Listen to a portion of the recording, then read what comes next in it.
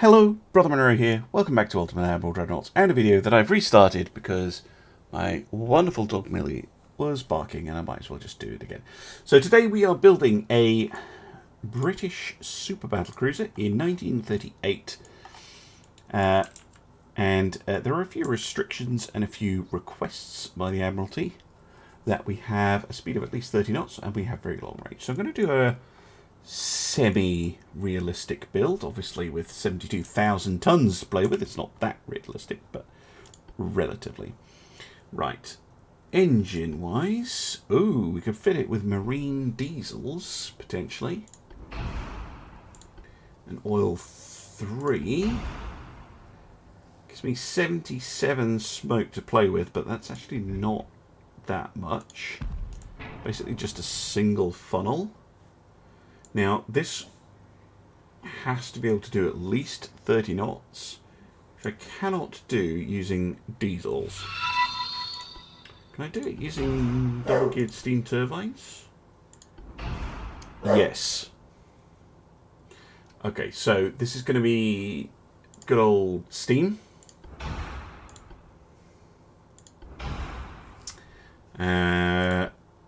We will, however, fit it with a turbo-electric drive and advanced shaft. Good morning, Paladin of Argyle. Yeah, we can't. Super Hood, sure.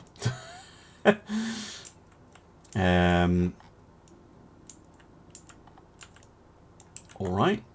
Now, gun-wise, let's see what we get access to. Okay, it's Mark 3s all the way down.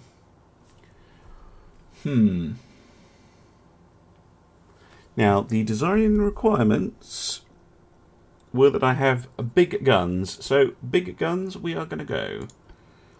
I think you need a huge for these things.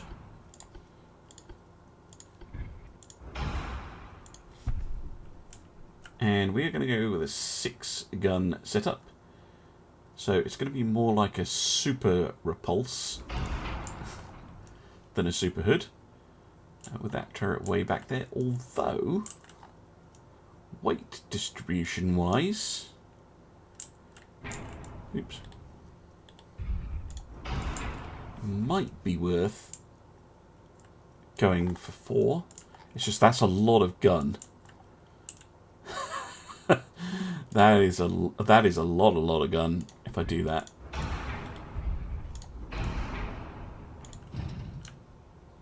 Oh, tempting though. 8 20-inch guns. It really is a super hood. Those guns look massive on this hull.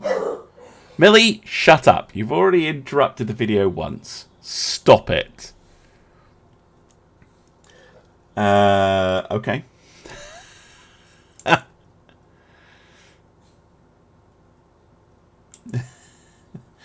Right, secondaries. 6. 6 is fit. They do. Lovely. Trio of 6-inch guns. Couple of 4s. And some 2-inch. I don't know why you're complaining. 4-inch guns. Stop it. Oh, you don't want to fire. Okay. Put a 2-inch gun there instead. You don't want to fire either. Well, that's just annoying. Right, we'll leave that one blank then. And we'll take that out. I'll just put a 2-inch gun up there. Alright. So far, so good. Alright. Let's get the rest of the ship built. Extensive flash protection, done. Has to have a triple bottom hull. Admiralty didn't specify that it needed a torpedo belt, but let's fit it with one anyway.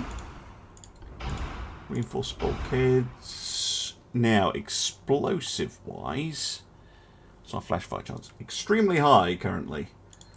With high TNT? Ooh, no. Tube powder, it is. Tube powder standards. This is all going to get very heavy very quickly. Let's go with sonar 3 and an RDF as well. Does it need an RDF? No. But again, realistic-ish build. Armour-wise, though, I'm really going to struggle. But I'd rather have stuff I can take off. Let's go semi-auto loaders, advanced hydraulic. I'm a little bit overweight. You know what, let's just go with an advanced radio because the RDF is superseded by the improved radar rangefinder. And then I'm going to have to actually armour this thing up because it comes with pretty crap armour, to be honest. Let's drop this to an anti-torpedo 4 and invest in armour. Or at least a 12.6. Oh, stop doing that game. I want at least 15 on those turrets, because if one of them goes up, I am in trouble. I want 6 on the top of the turret. Stop it, game. You are irritating me. Sometimes it does this a lot, where you're trying to click over here and it clicks stuff off the ship. There were other requirements on the armour.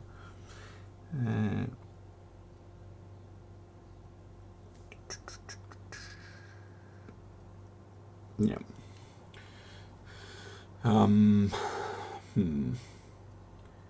Or wait, just by a little bit. I'm wondering, what could we drop reasonably? I don't want to drop the bulkheads. Could go down to anti-torpedo 3. Rely on this thing's manoeuvrability. Because I want at least 6 inches of armour on those secondary guns. Stop doing that. It would be nice to get a full-on battle. No way. 2.5. Yeah, we can do that. Okay. A little bit more armour on the tower. And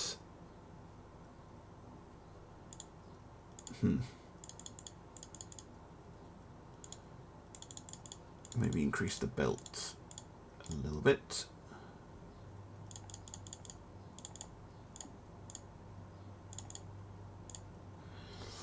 All right.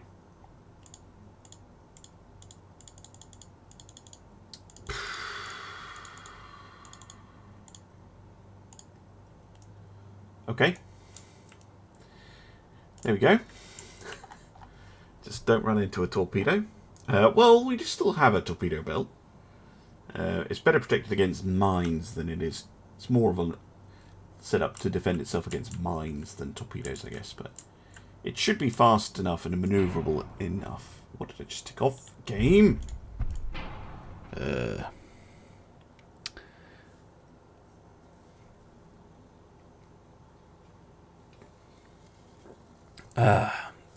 Tube is indeed my favourite. Low flash fire chance, nice high penetration stats. Now, I don't want to call it the New Zealand. The Indefatigable. Why not?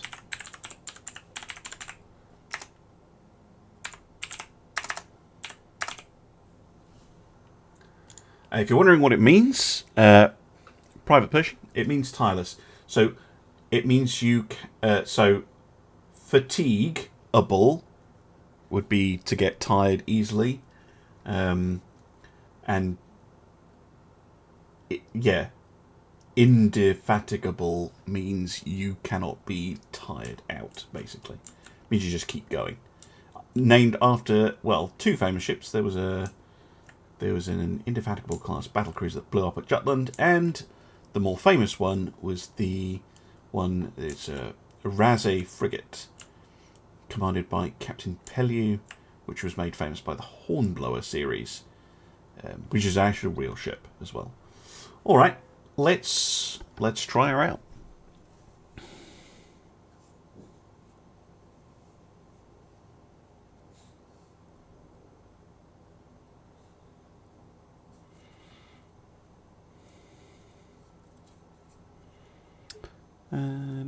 You do need a good belt, otherwise your pants will fall. Or your trousers. And this is a British ship, let's not use vulgarities.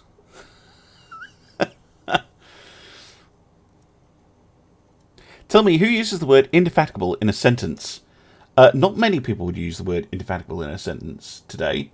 Unless you're referring to the ship, of course. Although it's a good word. Maybe we should start a campaign to bring it back. Now, this is where this ship is too much and the UAD custom battle system explodes.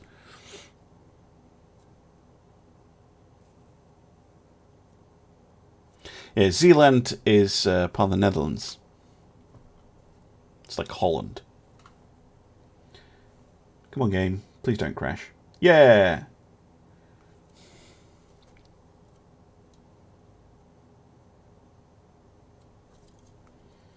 Building battleship. I was really thinking about it today. Crash! Hopefully not.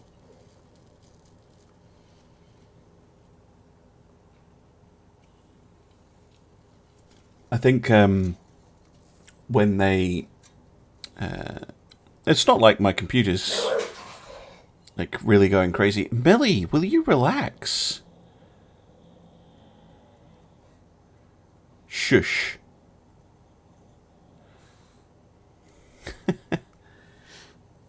USS Ronald Reagan.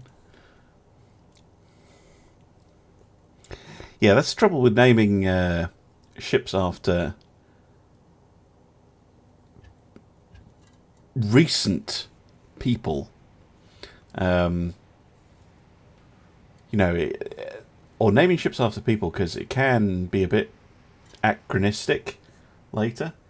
Not that Reagan, I mean, you know, it's just funny because, yeah, like someone coming in from the future, or like going forward in time, it's like, it's always the classic joke, isn't it? And they reach the future and they're like, who, obviously from the 80s, who's the president? Ronald Reagan, the actor.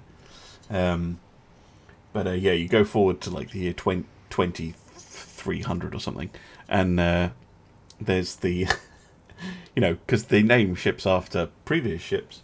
You know, the Ronald Reagan. It's like, huh, I thought he was an actor. Oh, he's also president. Cool. Anyway, 2 battlecruisers versus, it looks like a Nelson-esque battleship and a weird-looking battlecruiser. I think France has gone completely bonkers. Excuse me. So we have the Indefatigable and the Lord Warden. Interesting. Let's split up and head north.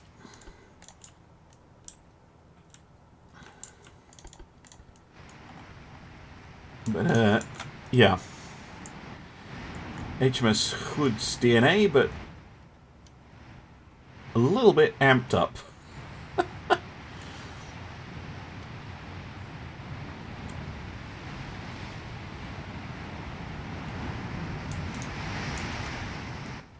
Let's hope that we don't suffer the same fate.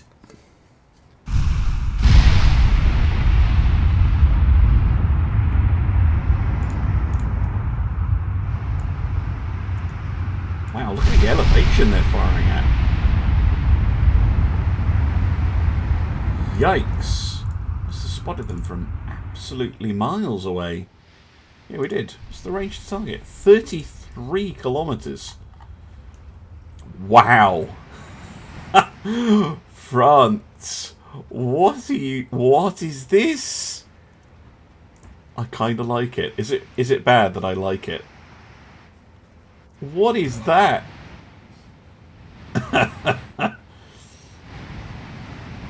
Oh my word, amazing. What kind of guns are those? 17-inch, 8-inch, 7-inch. Okay, so these are the mix of 8s and 7s. Seriously.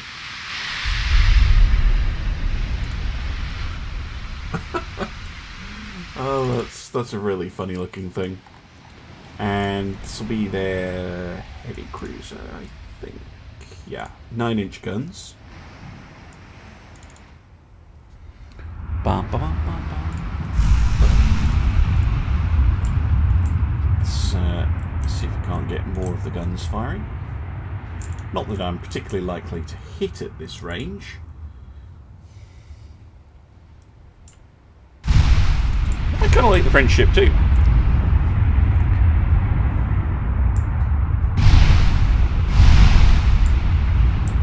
I didn't go with the RDF. These guys are rocking advanced radio sets, but they don't have the RDF sets.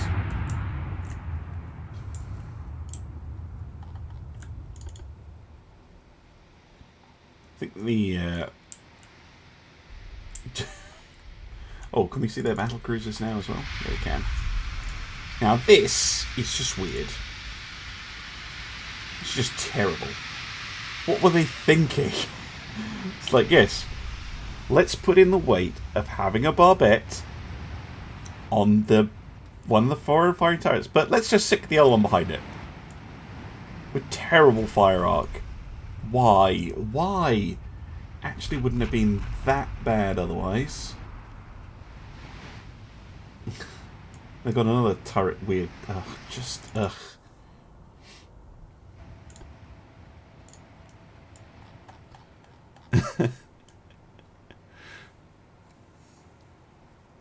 How can I tell the enemy caliber? So, at the moment, when you do shoot info, if you double click on one of the enemy ships up here, and you click on them here, the shoot info window will populate if you hover over the enemy ship, and it will tell you what kind of guns they've got in advance. I don't normally use it because I think it's a bit gamey, and it'll probably be taken out later. It's just it's useful for kind of telling what's going on. The other way is if you click on the enemy ship, you can see their gun ranges. So, for instance, I can tell that that heavy cruiser has torpedoes, which are almost in range.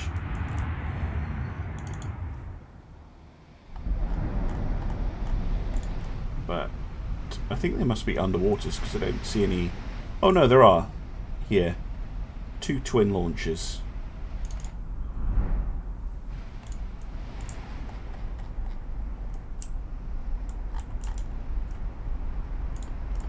That's a good angle. Deadly deafened. No hits yet, of course. This is all ultra long range stuff. Of course, any hits you do get, like that one, really gonna hurt.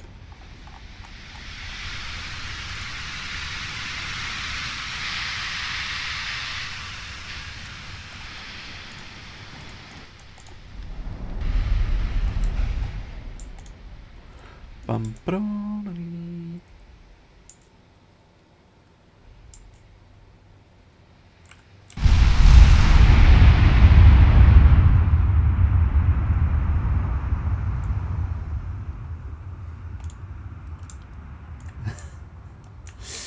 I think you're too harsh to politicians there, Goodritty. Automod doesn't like that. You already lost all your hearing. Then that's fine. 20-inch guns for days. Still no IDs on any of the ships.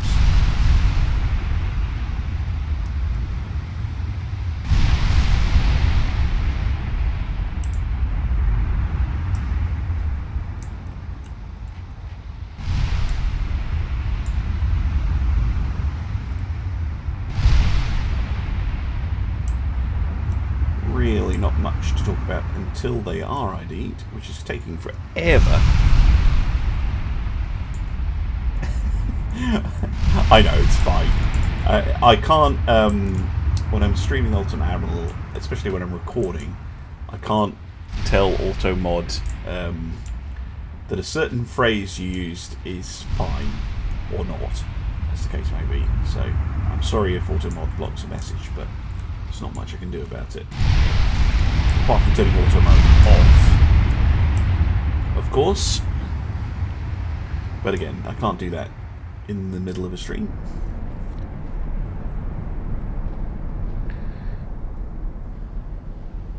What would be a good cost of a 1930s destroyer? Depends. Depends what you want the destroyer to be capable of doing, of course. But, you know, 10 million-ish as a guide, I think is a pretty good guide for a destroyer. Late game destroyer like that.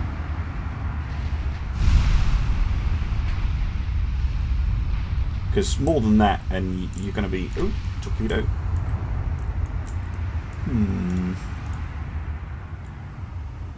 Those are sneaky torpedoes that the Gloire can fire. Time to eliminate it. I think the Lord Warden actually is best served by only steering into it slightly. It's hard to tell. Just go hard to port. If in doubt, do a violent manoeuvre.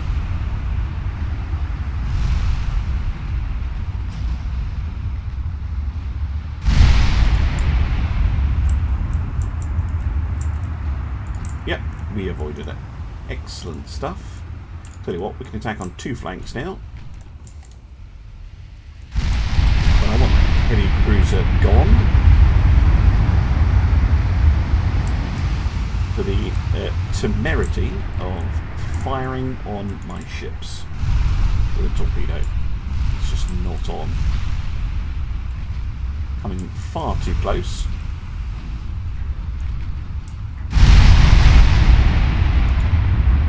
Another big flooding hit.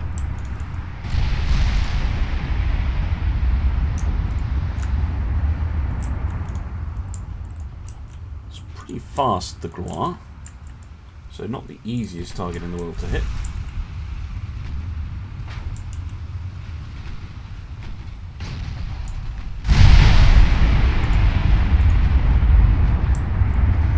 Another big hit. Yeah, she's firing more torpedoes. It's those rapid launches, they're really annoying. At least she's now well and truly gone. Any of you got torpedoes that you want to admit to? No. Good. Lord Warden. No, you're going to hit those. Right. We have the Charlemagne, which has actually been absolutely wrecked by 8 hits from the 20-inch guns already. 58,000 tons, 92 million, comparing to our 72,000 tons and 130 million. Slower. Armour's meh. TNT. Not too bad. And then we have the battlecruisers. At least they have many bulkheads. Pretty fast. Terrible armour. Cordite. Of course. Of course these are cordite. No. Oh. Okay, torpedo belt actually doing an excellent job there. Well, that was pleasantly surprising. Right, Indefatigable, come this way.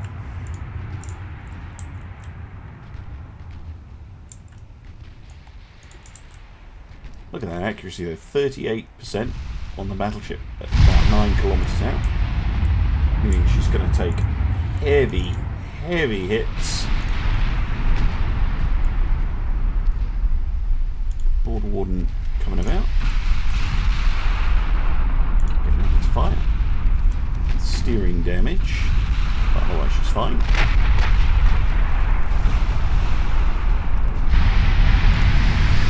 Oof. Charlemagne though. Almost gone. Lord Warden's still swinging her guns around.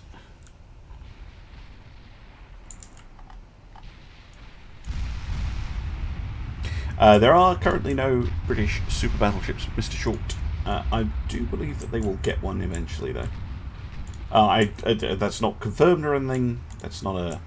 Devs have said it will happen, but I assume it will. Because it's kind of weird that they don't have one.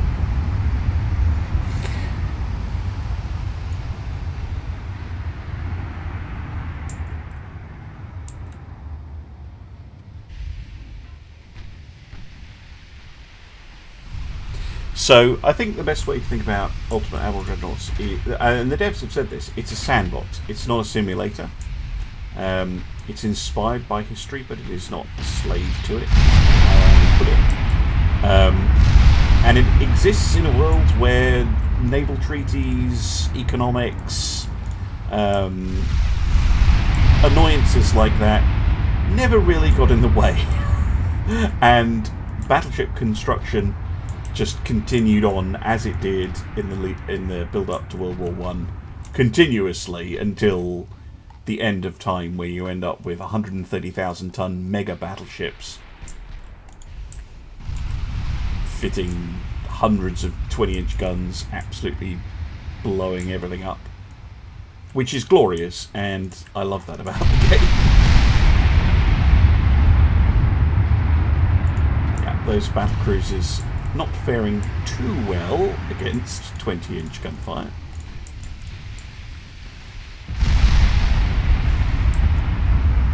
As one of them goes down, and the other one is going to go down very shortly after, I think. Getting fired at both sides.